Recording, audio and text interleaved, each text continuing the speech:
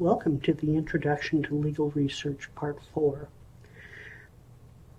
This session will deal with case law.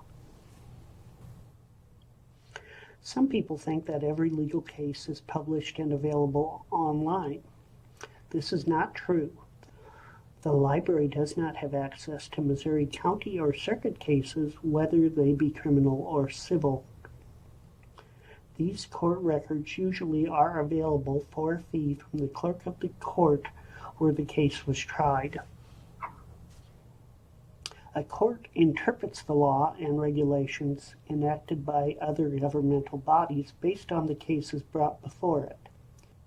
Case law is the body of decisions within a judicial jurisdiction that can be used as precedent when arguing a case.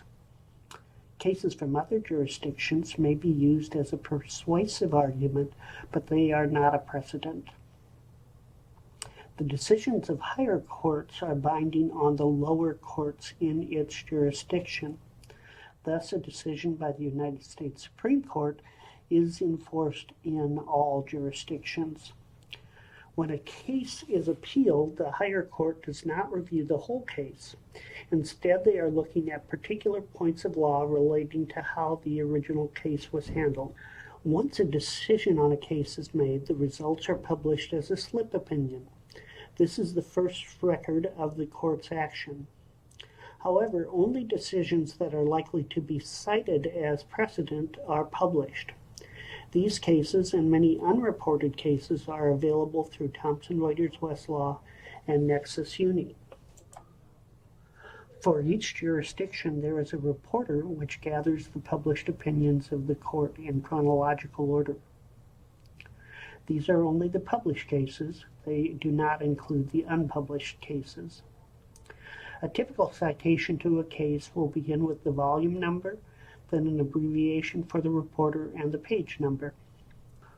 Parts of the case in a reporter may include some of the following parts, if not all. The heading, which includes the case name, the name of the court where the case was held, reporter citations. If you're looking at a Supreme Court case, there is going to be more than one citation that's available. The date the case was argued and the date the case was decided. Other parts include prior history from other courts. The summary is written by editors from West, and you'll find the headnotes, subjects related to the case.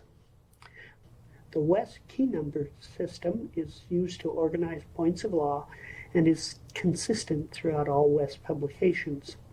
A summary of that point is given with the key. There also may be a syllabus, which is a summary written by the court and also includes the decision. Then you may have the main opinion followed by any concurring opinions.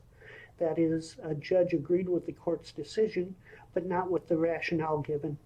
And then you may have dissenting opinions. One important note, the headnotes and summary are not written by the court, they are written by West editors.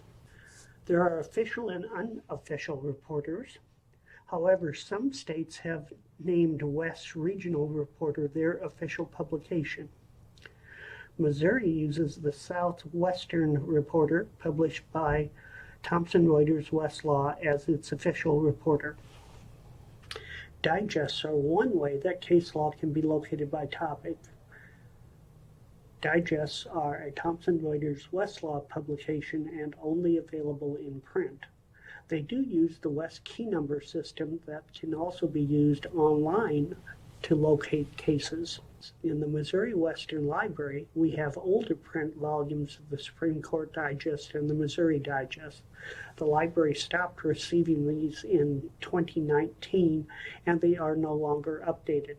They are kept so that you can see how a digest works.